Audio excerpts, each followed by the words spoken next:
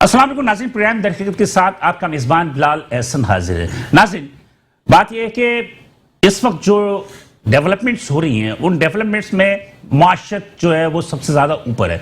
Corona virus की जो वबा है उसकी जो एक शिद्दत थी उसमें थोड़ी सी पस पुश डाल गई है, लेकिन इस वक्त सियासत और मईशत सबसे ज़्यादा जो है इस वक्त आगे है और इस वक्त डेवलपमेंट भी सबसे ज़्यादा सियासत और मईशत पे है। यहाँ पर चूंकि हमारा प्रोग्राम टोटली तौर पर मईशत पे होता है तो इसलिए हम मईशत की बात पहले करते हैं। मईशत में यह सूरत हाल है कि हमारे वज़ीर आज़म जनाब इमरान खान साहब पाकिस्तान को मुआशी तौर पर एक तरक्की करता हुआ मुल्क देखना चाहते हैं और वो उसको एशियन टाइगर बनाना चाहते हैं और उनके बहुत सारे तकारीर में भी इस बात के जो है हमें इंदिया मिलता है।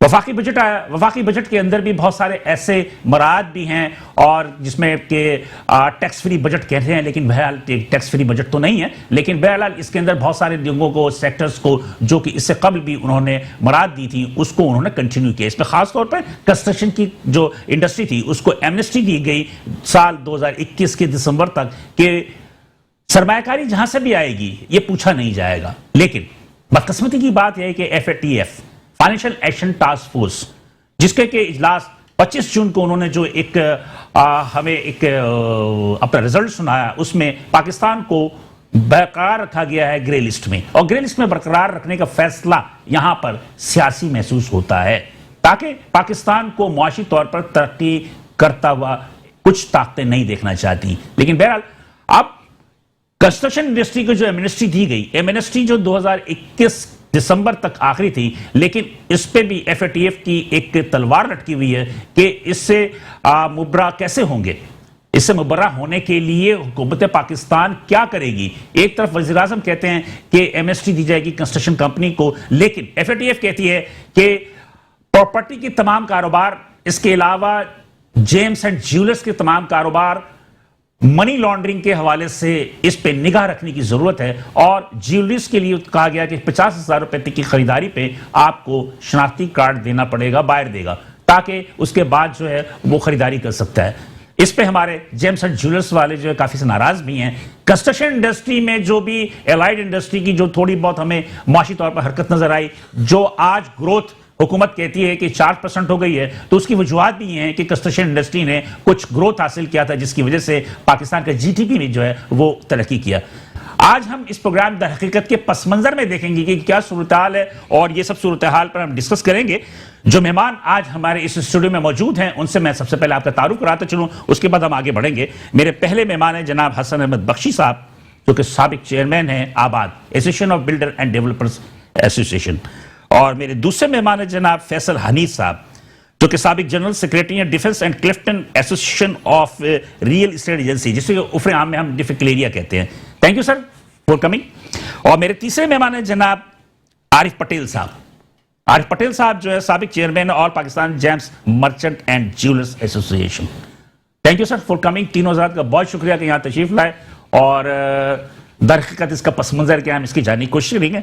ना सिर्फ इस प्रोग्राम को आगे बढ़ाएंगे, लेकिन यहाँ पे एक छोटी सी रिपोर्ट देखेंगे, रिपोर्ट के बाद दोबारा हाजिर होते हैं।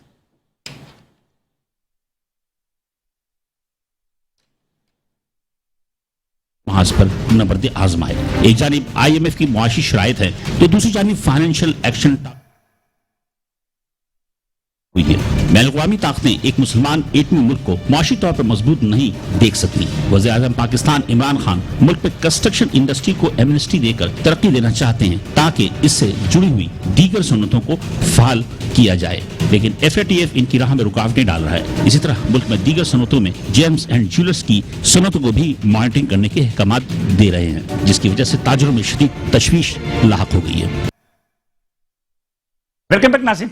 एक रिपोर्ट थी जो कि रिपोर्ट आपने देखी, इस रिपोर्ट के बाद हम इस प्रोग्राम को आगे बढ़ाएंगे, लेकिन एक वक्त की मजबूरी है कि वक्फा लेना भी ज़रूरी है। तो एक छोटा सा कमर्शियल ब्रेक है, उसके बाद दोबारा हाजिर होंगे तो इस गुफ्तगू के तसलसल को जारी रखेंगे। साथ रहिएगा।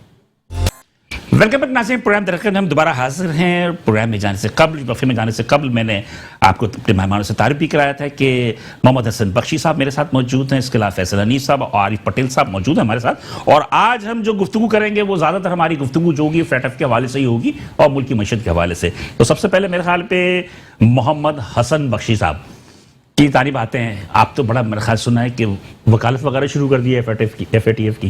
تو کیا صورتحال ہے؟ کنسٹرکشن انڈسٹری کیا ترقی کر رہی ہے؟ کنسٹرکشن انڈسٹری پیچھے بیک ہو رہی ہے ایف اے ٹی ایف کی وجہ سے یا حکومت کی پالیسیز کی وجہ سے؟ کیا صورتحال ہے؟ شکریہ بلال صاحب آپ کا. دیکھیے ابھی پچھلے ہفتے فیٹف کا ایک ریویو تھا جی اور اس ریویو کا نتیجہ یہ ہوا کہ پاکستان نے آؤٹ آف 27 ان کی 26 کنڈیشنالٹیز پوری کر دی. جی. پھر بھی پاکستان کو انہوں نے گرے لسٹ میں رکھا، جس سے اب تاثر کلیئر یہ ملنے لگا ہے کہ فیٹف کا ایجنڈا ٹیکنیکل نہیں ہے، سیاست یہ ہے، پولیٹیکل ایجنڈا ہے. دنیا کی جو قوتیں ہیں وہ ان ملکوں کو فیٹف کے تھرو کنٹرول کرنا چاہ رہی ہیں، جو جس طرح پہلے سینکشن کے تھرو کیا جاتا تھا. فیٹف میں یہ نہیں سمجھتا کہ کوئی بھی ہم میں سے فیٹف کو ان کنڈیشنالٹیز کے ساتھ سپورٹ کرتا ہے. بٹ ہم ایک نیشنل انٹرسٹ میں، جیسا آپ نے کہا نا، آپ نے وکالت شروع کر دی ہے ان کی نیشنل انٹرسٹ میں، کیونکہ یہ یلغار ہے ان ملکوں کی پاکستان جیسے ملک پہ جو پاکستان کو ترقی کرتا ہوا نہیں دیکھنا چاہتے. وہ پاکستان کی گروتھ کو 4% سے 5% اور 6% اور 7% پہ نہیں لے جانا چاہتے. تو ہمیں مل کے ان کا مقابلہ کرنا ہے، اور مجبوری چونکہ ہم فائنینسنگ لیتے ہیں، ورلڈ بینک سے بھی لیتے ہیں، آئی ایم ایف سے بھی لیتے ہیں، ہمارے ایز اے کنٹری اخراجات زیادہ ہیں انکم کم ہے. لیکن یہاں پہ انٹریکٹ کر رہا ہوں کیونکہ جب حکومت پاکستان وزیر اعظم ایمنسٹی دیتے ہیں آپ کو دسمبر 2021 تک کے لیے، تو پھر کیسے سروائیو کریں گے جب ایف اے ٹی ایف آپ کو کہتی ہے کہ جناب کہ آپ کی ہر انویسٹمنٹ پہ جو نگاہ رہے گی؟ دیکھیے میں کیسے کریں گے؟ حکومت پاکستان نے پہلے ایمنسٹی نہیں دی، انسینٹو پیکیج دیا. آج سے پہلے جو آتی رہی ہے وہ ایمنسٹی ہے، کیونکہ اس میں آپ ایک پراپرٹی ڈکلیئر کر لیں، اس پہ کام نہیں کریں. ایمنسٹی اس لیے کہہ رہے ہو کہ آپ سے نہیں کہا گیا تھا کہ آپ کے سرمایہ جب بھی لے کر آئیں گے وہ پوچھا نہیں جائے گا. انسینٹو اسکیم ہے، سرمایہ جب نہیں پوچھا جائے گا جب آپ اس سرمایہ کو لگا کے کام شروع کر دیں گے. آپ 1 ارب روپے کا پلاٹ دو چوکیدار پہ رکھ نہیں سکتے. آپ کو اس پہ 1 ارب روپے کا پلاٹ ہو یا 1 لاکھ روپے کا پلاٹ ہو، اس پہ کام شروع کرنا ہے، لوگوں کو امپلائمنٹ دینا ہے. دیکھیں جو انسینٹو اسکیم بھی پرائم منسٹر لے کے آئے ہیں اس پہ کہیں یہ نہیں ہے کہ کرمنالٹی سے دیا ہوا پیسہ آپ کاروبار میں لگا سکتے ہیں، اس میں پولیٹیکلی ایکسپوز پرسن نہیں شامل ہو سکتے. بٹ ہیونگ سیڈ سو، دیکھیے میں آپ کو بتاؤں اس وقت سلسلہ یہ ہے کہ کنسٹرکشن کا کام سارے پاکستان میں کراچی کے علاوہ بوم کر رہا ہے. الائڈ انڈسٹری، ہر انڈسٹری ایکسپینشن کی طرف جاری ہے، چاہے وہ اسٹیل ہو، چاہے وہ المونیم ہو، چاہے وہ ٹائلز ہو، ہر آدمی اپنا ایکسپینشن کر رہا ہے اور لوگوں کو امپلائمنٹ مل رہی ہے. جس طرح آپ نے اپنے پرومو میں کہا کہ جس طرح کنسٹرکشن انڈسٹری چلی، الائڈ انڈسٹری چلی، تو پاکستان میں اس کی جی ڈی پی نظر آئی. تو میں یہ سمجھتا ہوں کہ یہ سفر اب رواں دواں ہے. 72 سال کی جو پالیسیز، ڈیفیکلٹ پالیسیز تھی، پہلے بلڈر کو اس پہ کوئی فرق نہیں پڑ رہا ہے ایف اے ٹی ایف کے شرائط کی وجہ سے. دیکھیں تکلیف تو ہو رہی، بٹ جو ہمارا ایک مومنٹم بن گیا ہے اس وقت، ہم سمجھتے ہیں کوئی فیٹف ہمیں روک نہیں سکتا ترقی کرنے کے لیے، کوئی چیز ہمیں پیچھے کر نہیں سکتی. ہم آگے بڑھیں گے اور یہ چیز تو چلتی رہیں گی. جب آپ چلیں گے سفر میں تکلیفیں آتی رہیں گی. پاکستانی تو آپ کہنا مقصد یہ ہے کہ کنسٹرکشن کی انڈسٹری کی رفتار جی بڑھ رہی ہے، الحمدللہ. ہم ایسی قوم بن گئے کہ پانی نہیں ہوتا تو خرید لیتے ہیں، بجلی نہیں ہوتی جنریٹر لگا لیتے ہیں، گیس نہیں ہوتی تو اپنا کوئی انتظام کر لیتے ہیں. یعنی ہم ایسی قوم ہے کہ آپ نے آپ کو آگے مسلسل لے جا رہی ہے ان ڈیفیکلٹ حالات کے باوجود. اچھا میں باقی مہمانوں کی طرف آگے بڑھوں گا. 1 منٹ فیصل بھائی، بات یہ کہ میرے ساتھ لائن پہ عارف حبیب صاحب ہیں، پہلے ان سے میں ان کو پوچھ لوں ان سے ذرا، اس کے بعد پھر ہم آپ سے آگے بڑھتے ہیں. السلام علیکم. جی وعلیکم السلام. عارف حبیب صاحب بہت شکریہ کہ آپ نے ہمیں جوائن کیا. عارف حبیب صاحب ہمارے ساتھ اس وقت موجود ہیں محمد حسن بخشی آباد سے ہیں، فیصل حنیف جو ہے ڈیفکلیریا سے ہیں، عارف پٹیل صاحب جو ہیں James and merchant and jewellers association سے ہیں. مجھے یہ بتائیے عارف حبیب صاحب کہ کیا ایف اے ٹی ایف کے جو فیصلہ آیا ہے اس سے کنسٹرکشن انڈسٹری پہ کیا اس کے منفی اثرات مرتب ہوں گے؟ آئی تھنک دیکھیے پہلے تو تمام دوستوں کو سلام میری طرف سے. اس میں تو یہ کہتا ہوں بلال صاحب کہ یہ جو ایف اے ٹی ایف کا جو ایشو ہے اس کو کچھ بہت زیادہ ہم نے اس پہ ٹینشن لے لیا. مجھے تو ایسا یاد پڑتا ہے کہ پہلے بھی ہم جو ہے وہ گرے لسٹ میں تھے اور ہمیں تو پتا بھی نہیں تھا کہ گرے لسٹ میں جو ہے وہ ہم ہیں اور ہمارے سارے کام جو ہے وہ چل رہے تھے. اور ہم بالکل جو ہے وہ ٹھیک جو ہے وہ کام کر رہے تھے.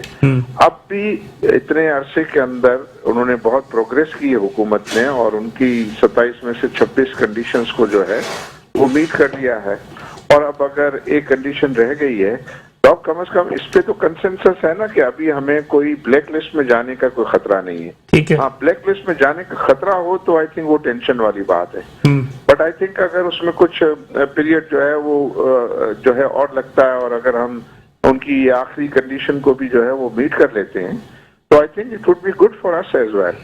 لیکن مجھے تو عارف صاحب ایک چیز جو میں انٹرپٹ کر رہا ہوں معذرت کے ساتھ, لیکن بات یہ ہے کہ ہمارے جو مہمان بیٹھے ہیں ان کا بھی یہ کہنا ہے کہ یہ ایک جو FATF ہے یہ ایک ٹیکنیکل کمیٹی کی بجائے پولیٹیکل بن گئی ہے, سیاست بن گئی ہے. آپ کہہ رہے ہیں کہ بلیک لسٹ میں جانے کا خطرہ نہیں ہے. کیا ہو سکتا ہے کہ اکتوبر میں جب دوسرا اجلاس ہے اس وقت کسی اور ایلیگیشن کے ساتھ جو 6 پوائنٹس آپ کو مزید دیے گئے ہیں اس پہ آپ عمل درآمد نہ کر سکے تو ہو سکتا ہے وہ بلیک لسٹ میں ڈال دیں آپ کو؟ نہیں, یہ تو اگر آپ وائٹ لسٹ میں بھی ہوں اور اس قسم کی کوئی اگر سازش ہو رہی ہو تو بھی جو ہے وہ سچویشن ہو سکتا ہے. تو رسک تو جو ہے وہ اس قسم کے آپ ہیں تو اس کو آپ بالکل رول آؤٹ تو جو ہے وہ نہیں کر سکتے, لیکن ایک کامن سینس بھی کوئی چیز ہے, اس سے جو ہے وہ ہمیں جو ہے وہ سمجھ آتا ہے. تو مجھے لگتا ہے کہ اتنا زیادہ بھی ہمیں بہت زیادہ اسکیپٹیکل نہیں ہونا چاہیے کہ بھئی اکتوبر میں کوئی اور چیز ڈال کے کریں گے. ہاں یہ ٹھیک ہے کہ مطلب کچھ ایشوز اگر جو جیو پولیٹیکل ایشوز ابھی چل رہے ہیں اور اس ایشوز میں کوئی معاملات آئیں گے تو ڈیفینیٹلی یہ تو تمام قوم کے ہسٹری کے اندر اس ٹائپ کی چیزیں جو ہے وہ آتی ہیں, اور ہم چھوٹے لیول پہ بھی مطلب یہ ہے کہ مختلف کانفلکٹنگ انٹرسٹ ہوتے ہیں, اس کو ڈیل کرنا پڑتا ہے. تو I think as a country بھی اگر وہ ڈیل کرنا پڑے گا تو اس کو جو ہے وہ آئی تھنک ہم نپٹیں گے. اور پاکستان جو عارف حبیب صاحب کا سوال تھا کہ کنسٹرکشن انڈسٹری پہ کیا اثر پڑے گا, مجھے لگتا ہے کوئی اثر نہیں پڑے گا اس سے. اوکے, اچھا اس کے علاوہ یہ کہ آپ دیکھیں گے کہ یہ نئے سال کے اندر آپ یہ دیکھیں گے کہ اس میں اور زیادہ جو ہے وہ ایکٹیویٹی مجھے نظر آئی. اچھا مجھے یہ بتائیے گا, یہ ہمارے جیمز اینڈ جیولرز والے ہیں, سونے سے وابستہ کاروباری حضرات ہیں, یہ بھی پریشان ہیں, ان پہ بھی کافی زیادہ چیک اینڈ بیلنس لگانے کی مطلب کی بات کی گئی ہے. تو کیا کوئی رعایت ملنے کی امید ہے یا یہ ساری چیزیں امپلیمنٹ ہوں گی؟ آئی تھنک جہاں بھی کوئی ڈاکیومنٹیشن نہیں ہے اور وہاں اگر ڈاکیومنٹیشن کو جو ہے پٹ ان پلیس کی جاتی ہے تو وہ تو اچھی بات ہے. میں آپ کی اس کے مثال تو اسٹاک ایکسچینج میں ایک وقت تھا کہ جو ہے وہ جب آرڈرز جو ہے وہ ہم سسٹم میں ڈالتے تھے تو کسی کو اپنے کسٹمر کا کلائنٹ کا نام جو ہے وہ نہیں دینا پڑتا تھا, اور اس کے بعد پھر یہ ڈسپلن آ گیا کہ آپ کو آرڈر ڈالتے وقت جو ہے وہ آپ کو اپنے جو بھی کلائنٹ ہے کسٹمر ہے اس کا نام دینا پڑے گا, اور اس میں بہت زیادہ جو ہے وہ ڈسپلن آ گیا پھر بھی بزنس جو ہے وہ بہت بڑھ گیا. اور آپ یہ دیکھیں کہ ابھی کتنے دنوں تک 1 بلین سے زیادہ کے جو ہے وہ شیئرز کے ٹریڈ ہوتے رہے. تو آئی تھنک یہ اگر کوئی ڈاکیومنٹیشن کی طرف ہم بڑھتے ہیں تو اس میں سب کا فائدہ ہے میری نظر میں. اس لیے میں آپ سے مسئلہ یہ کہ آپ چونکہ حکومت کی ایک معاشی ٹیم کا حصہ بھی ہیں تو آپ یہ سمجھتے ہیں کہ بہت زیادہ گھبرانے کی بات نہیں ہے؟ دیکھیے اس کے لیے جو ایفرٹ ہے وہ کرنے کے, لیکن ایسا کچھ نہیں ہے کہ یہ کوئی اینڈ آف لائف والا معاملہ نہیں ہے. یہ ایک چیلنج ہے جس کو مطلب یہ ہے کہ ڈیل کرنا ہوگا. جی بالکل, اس کو جو ہے عارف صاحب نے بڑی اچھی بات کی کہ ایک چیلنج ہے. یہ فیصل حنیف ہیں, یہ ڈیفیکلیریا ہے defence and Clifton association of real estate agency کے فیصل حنیف صاحب, یہ آپ سے کچھ پوچھنا چاہ رہے تھے. سر یہ بتائیں, فیٹف عمران خان صاحب نے کہا ہے کنسٹرکشن انڈسٹری کو پروموٹ کیا جائے, سورس نہ پوچھی جائے. اس کے بعد ریئل اسٹیٹ کنسٹرکشن میں بڑا بوم آیا ہے.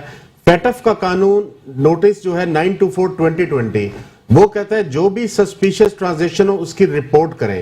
اب سسپیشس ٹرانزیکشن سے مراد جس میں کیش کی انوالومنٹ ہو. پاکستان میں پراپرٹی کی ایک بھی ٹرانزیکشن ایسی نہیں جس میں کیش کی انوالومنٹ نہ ہو. تو اس کا حل تو یہی ہے کہ government market value, fair market value ایک کر دے, 6236W کا نفاذ کرے جس طرح پوری دنیا میں ہوتا ہے. دبئی, ہانگ کانگ, سنگاپور جس ریٹ پہ پراپرٹی خریدی جاتی ہے اسی ریٹ پہ ٹرانسفر ہوتی ہے. ہمارا ملک پاکستان ہماری جان ہے, لیکن یہاں پہ خریدنے کی پرائس کچھ اور ہے, ٹرانسفر کی پرائس کچھ اور ہے. ان کو جواب دینے دیں. اس کی وجہ سے فورن انویسٹمنٹ نہیں آتی. اور جی عارف صاحب جی اب دیکھیں کہ اس کے اوپر کوئی پابندی تو نہیں ہے کہ جو فیئر ویلیو جو ہے، جو ٹرانزیکشن پرائس ہے، اس کی رجسٹریشن نہ ہو سکے.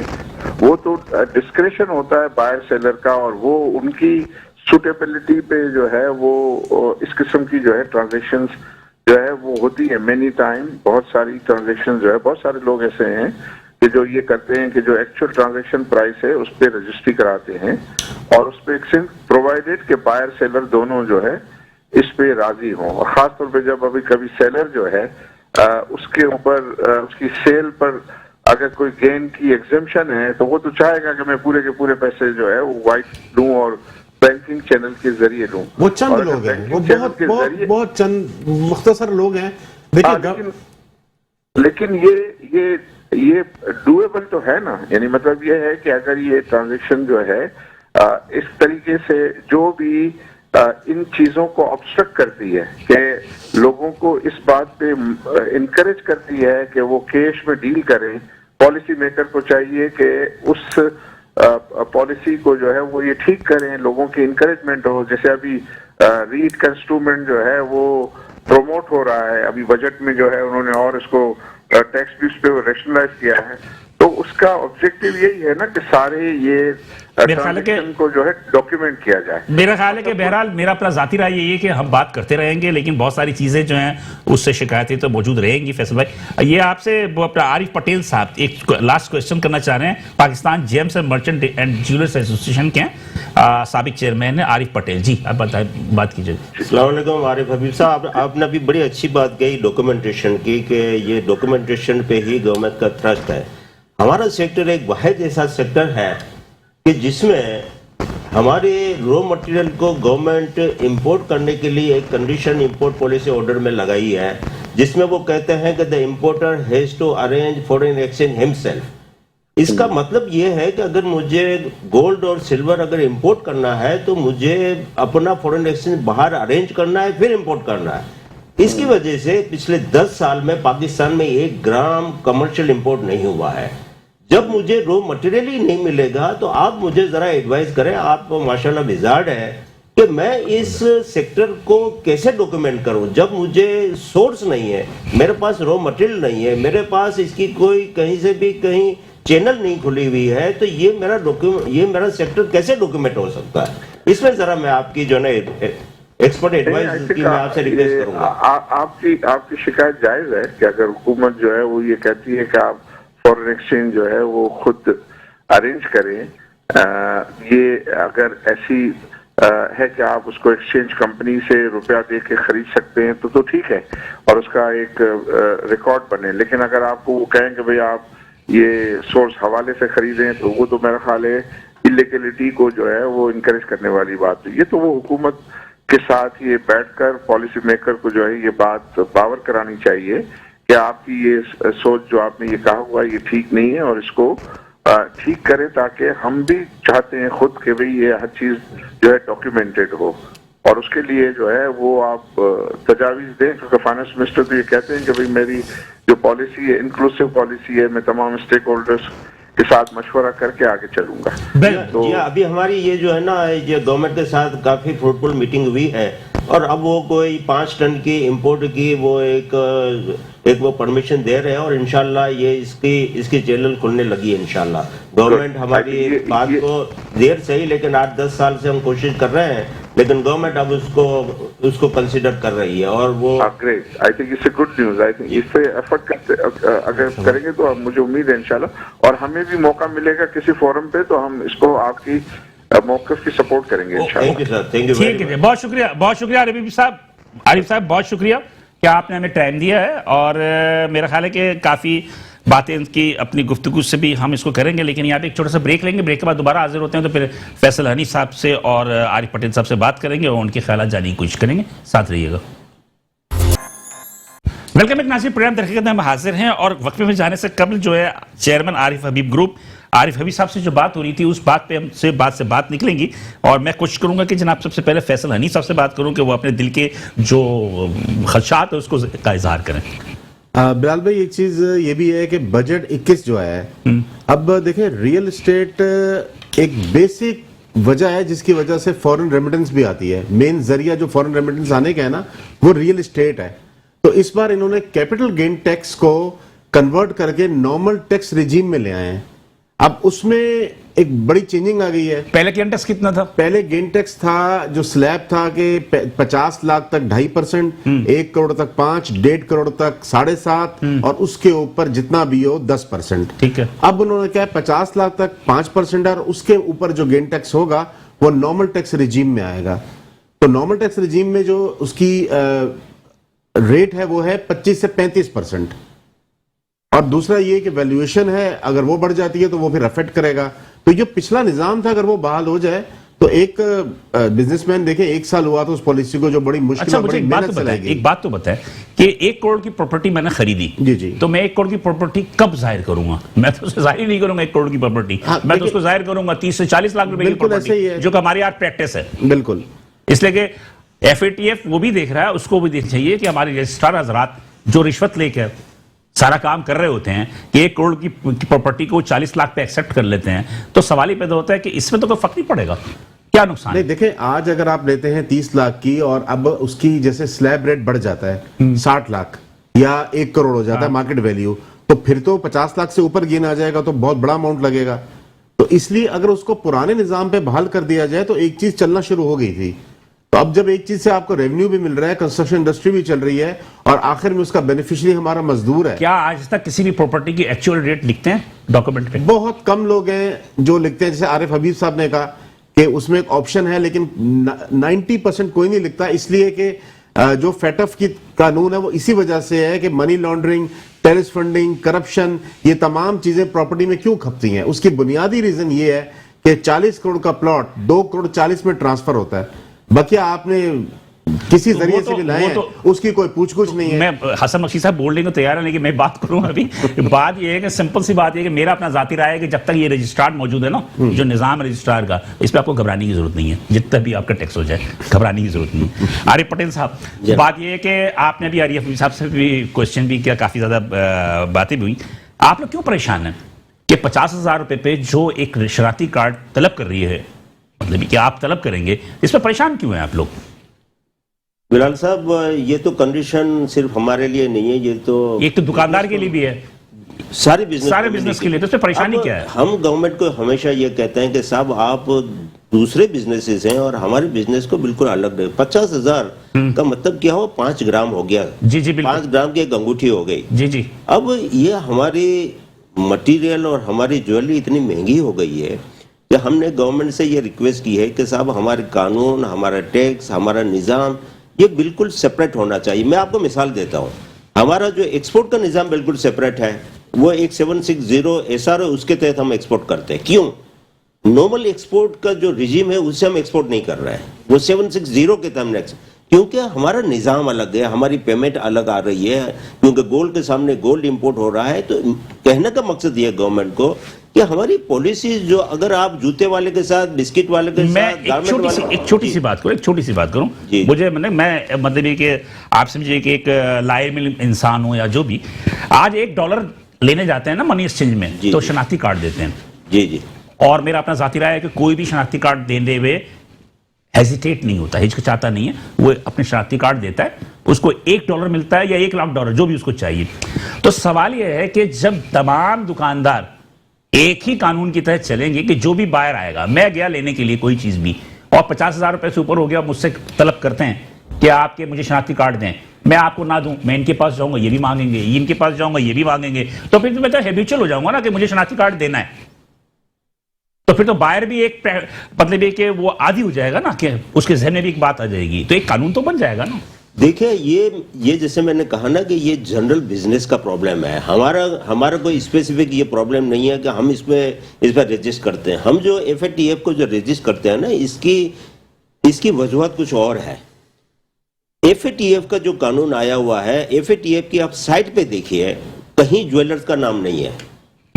ابھی جو انہوں نے اعلامیہ دیا ہے اس میں تو خاص طور پہ آپ کے بلڈرز، ڈیولپرز اور آپ کے جیولرز، سونے کے کاروبار کرنے والے، ان کے نام دیے ہیں انہوں نے. FATF کا جو ابھی جو اعلامیہ آیا، 25 جون کی بات کر رہا ہوں، سائٹ ہے اس پہ मनी लॉन्ड्रिंग के लिए उन्होंने कहा हुआ है कि drugs and narcotics that is the prime source of money laundering. Second जो है वो है हवाला हुंडी, वो ये मेन सोर्स है। आप मुझे बताएं कि कहीं डोमेस्टिकली या इंटरनेशनल किसी मार्केट में कोई ज्वेलरी स्मगल करते हुए और मनी लॉन्ड्रिंग करते हुए पकड़ा गया है? कहीं नहीं, दुनिया में एक इंसिडेंस मौजूद नहीं है। अच्छा, फिर ज्वेलरी अगर आप खरीदते हैं और मुझसे खरीद के आप मेरे साथ वाली दुकान में बेचने के लिए जाते हैं, वो 100 के 70 हो जाते हैं। कौन ऐसा मनी लॉन्डर होगा कि जो 100 रुपए लगा के 70 रुपए की मनी लॉन्ड्रिंग करेगा? तो अभी एतराज क्या है FATF से? एतराज ये है कि ये जो FATF वाले, अभी जो हमारी जो बजट आई है उसमें फाइनेंस मिनिस्टर ने क्या कहा है कि साहब हम टैक्स पेयर और टैक्स कलेक्टर का हम रास्ता रोक रहे हैं, इसका कनेक्शन को खत्म कर रहे हैं। ये जो FATF का कानून जो है, जो SRO 924 और इसके जो मदर डॉक्यूमेंट है एंटी मनी लॉन्ड्रिंग और टेरर फाइनेंस एक्ट, वो इतने डेंजरस है कि वो टैक्स कलेक्टर को बेतहाशा वो इनको पावर दे रहे हैं कि वो दुकान में जा सकते हैं। देखिए खैर उस पे भी अभी जो है वो हो रही है कि वो APR से जो है वो इख्तियारात वापस लेने की बात हो रही है कि वो इख्तियारात वापस लेंगे कि गिरफ्तार करें ना करें, कि इस पे तो नहीं गिरफ्तार तो ये तो बजटरी मेजर है, लेकिन जो एंटी मनी लॉन्ड्रिंग एक्ट और टेरर फाइनेंसिंग एक्ट है जो 2010 के हैं, ये इतने डेंजरस हैं कि वो 10 करोड़ रुपए का जुर्माना कर सकते हैं और 5 साल की सजा कर सकते हैं। तो सख्त किस्म के होंगे आपकी सजा, तो जाके इस्तदाद होगी ना इन जुराइम की?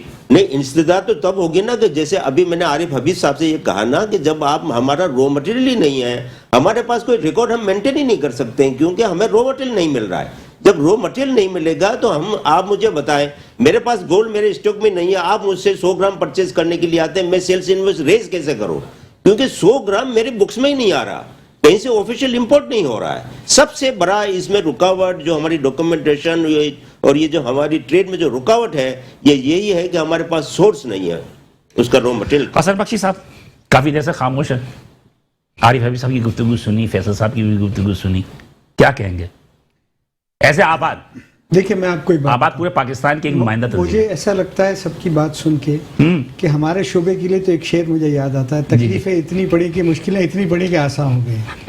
अच्छा, ये एक महकमा है, जब बिल्डर कोई काम करता है तो उसके पीछे पुलिस भी पड़ी होती है, इलाके का सेक्टर इंचार्ज भी पड़ा होता है, बिल्डिंग कंट्रोल अथॉरिटी भी पड़ी होती है। हो गया यार, आप छोड़े यार। नहीं, अब जो भी है अभी अच्छा, बिल्डिंग कंट्रोल का इंस्पेक्टर भी पड़ा हुआ होता है, यू नेम इट, मीडिया भी पड़ी होती है, मीडिया भी पड़ी हुई होती है कि तो हम तो अब फिर इनकम टैक्स वाले भी पड़े होते हैं, तो हम तो ये छोटी छोटी तकलीफों के यूज्ड टू हो गए हैं हैंडलिंग के। अच्छा, नहीं साथ साथ इसके भी बता दीजिएगा कि आबाद जो बिल्डर है, मैं सबकी बात नहीं कर रहा हूँ मौजूद के साथ, इतने गलत काम भी तो कर रहे हैं ना कि 15 साल 20 साल के बाद जाके जज को बोलना पड़ता है कि ये इलीगल है, इसे गिरा दो।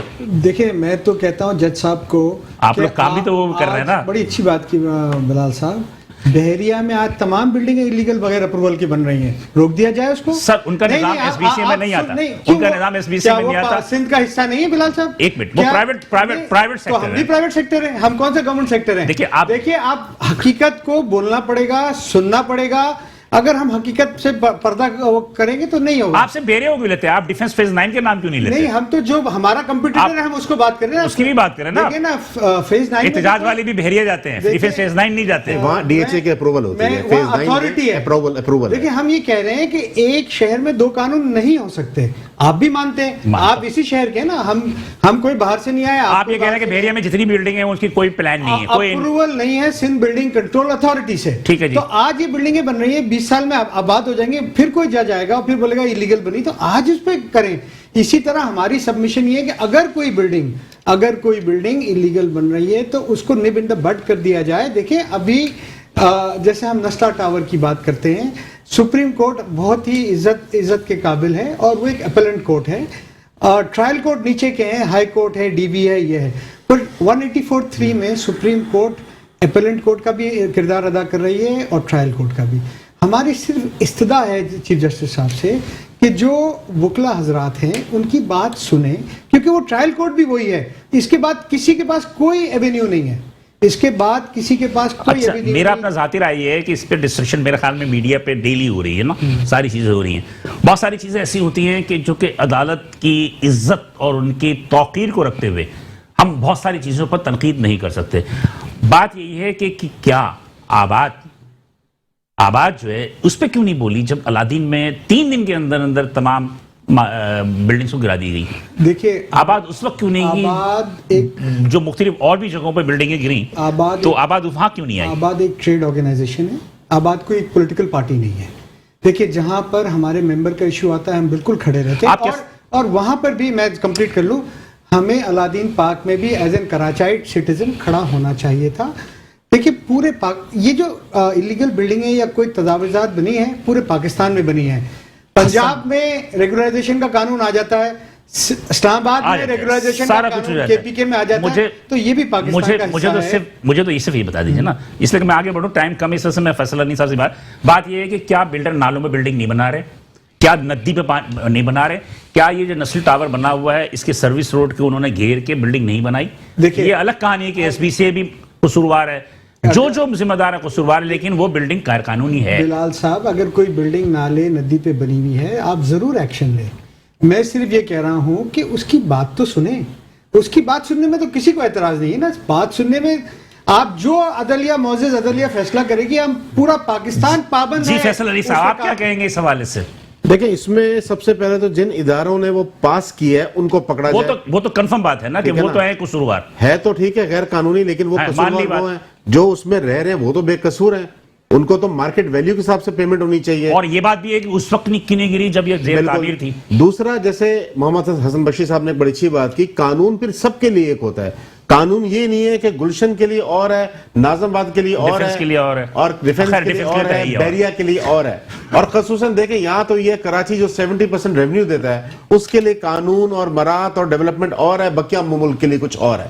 تو مطلب آپ یہ کہتے ہیں نا کہ لیکن یہ کہ انلیگل تعمیرات میں ہمارے میں سب کی بات نہیں کر رہا, میں دوبارہ یہ بات کر رہا ہوں, کچھ چند لوگ ہیں ایسے شامل جس کی وجہ سے یہ پریشانیاں جو ہیں وہ اٹھانی پڑتی ہیں. جی بالکل. مون ٹاور کا مسئلہ آیا, پھر یہ مسئلہ آ گیا, اس کے علاوہ یہ مسئلے آئے, تو ایسا مسئلے آتے ہیں. تو یہ ایف ٹی ایف اس کو بھی دیکھے گی یا ایف ٹی ایف تو مین جو اس وقت کہتی ہے کہ منی لانڈرنگ اور ٹیررسٹ فنڈنگ جو ہے اس کو روکا جائے, اور اس کو روکنے کے لیے دیکھیں میں آپ یہ بھی ایک ذریعہ ہے نا کہ لیگل بلڈنگ کنسٹرکشن کریں, پیسہ پراپرٹی میں ہی آتا ہے. اور جو بھی اس کی جانچ پڑتال ہے وہ کہتے ہیں اسٹیٹ ایجنٹ کرے جو ناممکن ہے. اور دیکھیں آپ کے پروگرام کے توسط سے میں عمران خان صاحب جن کا ویژن تھا کہ میں کرپشن کے خلاف کام کروں گا اور ریاست مدینہ بناؤں گا, تو میں کہتا ہوں عمران خان صاحب یہ دونوں چیزیں اس وقت پوری ہو سکتی ہیں کہ ایک بندہ اوورسیز میں ساری زندگی کام کرتا ہے, اپنے حق حلال کا وائٹ پیسہ 10 کروڑ یہاں لے کے آتا ہے, ہم اس کو گھر دلاتے ہیں, 500 گز کا گھر اگر ہم نے اس کو 10-12 کروڑ کا دلایا ہے تو ٹرانسفر ہوتا ہے وہ 4.5 کروڑ کا, ہم اپنے ہاتھ سے اس کا 5.5 کروڑ بلیک کر رہے ہیں. کرپشن کے خلاف کیا, یہاں تو وائٹ کو بلیک کیا جا رہا ہے. آپ 236W کے نفاذ سے ریونیو بھی ملے گا, اس چیز کو ختم کریں. فیٹف کا ایشو ختم ہو جائے گا, جو فیٹف کا مین ایشو ہے منی لانڈرنگ کا وہ بھی ختم ہو جائے گا. Market value, transfer values, fair market value ایک کریں. عارف پٹیل صاحب آخری جملہ کہہ دیجیے کہ آپ کے کیا مطالبات ہوتے ہیں. آپ نے اس سے پہلے پوچھا تھا کہ ہم یہ ڈیفینس بیسز کیوں پریشان ہیں ایف اے ٹی ایف سے. دیکھیں مختصراً بتائیے گا. مختصراً یہ ہے کہ ایس آر او 924 میں جویلر کی ڈیفینیشن دی گئی ہے.